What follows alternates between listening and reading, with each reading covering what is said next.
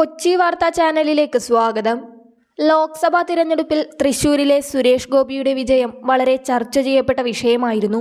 ആദ്യമായി കേരളത്തിൽ നിന്നും താമര ചിഹ്നത്തിൽ വിജയിച്ച് ലോക്സഭയിലേക്ക് എത്തുന്ന MP-യാണ് സുരേഷ് ഗോപി. ഇപ്പോൾ കേന്ദ്ര സഹമന്ത്രി സ്ഥാനവും സുരേഷ് ഗോപി വഹിക്കുന്നുണ്ട്. രാഷ്ട്രീയത്തിൽ ഇറങ്ങിയെങ്കിലും സിനിമ വിടില്ലെന്ന് സുരേഷ് ഗോപി നേരത്തെ പറഞ്ഞിരുന്നു. ഇപ്പോഴിതാ സിനിമ ചെയ്യുന്നതിൻ്റെ പേരിൽ മന്ത്രിസ്ഥാനത്ത് നിന്ന് മാറ്റിയാൽ രക്ഷപ്പെട്ടുവെന്നും സിനിമ ചെയ്തില്ലെങ്കിൽ താൻ ചത്തുപോകുമെന്നും പറയുകയാണ് സുരേഷ് ഗോപി. സെപ്റ്റംബർ 6-ന് ഒറ്റക്കൊമ്പൻ സിനിമയുടെ ഷൂട്ടിംഗ് തുടങ്ങും. മന്ത്രിയുടെ ഉത്തരവാദിത്തം നിറവേറ്റാനുള്ള സൗകര്യം സിനിമാ സെറ്റിൽ ഉണ്ടാകണമെന്നാണ് ആഗ്രഹമെന്നും സുരേഷ് ഗോപി പറഞ്ഞു. സുരേഷ് ഗോപിയുടെ വാക്കുകൾ ഇങ്ങനെ: സിനിമ ഞാൻ ചെയ്യും, അനുവാദം ചോദിച്ചെങ്കിലും കിട്ടിയില്ല. പക്ഷേ സെപ്റ്റംബർ 6-ാം തീയതി ഞാൻ ഒറ്റക്കൊമ്പൻ തുടങ്ങുകയാണ്. എല്ലാവരുടെയും ആശീർവാദം ഉണ്ടാവണം.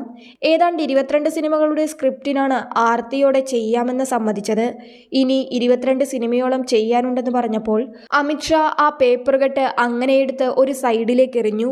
പക്ഷേ അനുവാദം നൽകാമെന്ന് പറഞ്ഞിട്ടുണ്ട്. സെപ്റ്റംബർ 6-ന് ഞാനിങ്ങ് പോരും. എൻ്റെ ജോലി ചെയ്യാനായി മിനിസ്ട്രിയിൽ നിന്നുള്ള 3-4 പേർക്ക് ഞാൻ അല്ലെങ്കിൽ പ്രൊഡ്യൂസർ ഒരു ക്യാരവാൻ എടുത്തു കൊടുക്കും. ഇനി ഇതിൻ്റെ പേരിൽ അവർ പറഞ്ഞേക്കുമെങ്കിൽ ഞാൻ രക്ഷപ്പെട്ടു. എങ്കിലെനിക്ക് തൃശ്ശൂർക്കാരെ കൂടുതൽ പരിഗണിക്കാൻ പറ്റും. എനിക്ക് ഇവിടെ തന്നെ നിൽക്കാം. ഇപ്പോൾ പക്ഷേ അതിന് പറ്റുന്നില്ല. തൃശ്ശൂർക്കാർക്കാണ് എന്നെ പൂർണ്ണമായി കിട്ടാത്തത്. ഞാനിതൊന്നും ആഗ്രഹിച്ചതും മോഹിച്ചതുമല്ല. പക്ഷേ ഒറ്റ ചോദ്യത്തിന് മുന്നിൽ ഞാൻ മുട്ടുകുത്തി.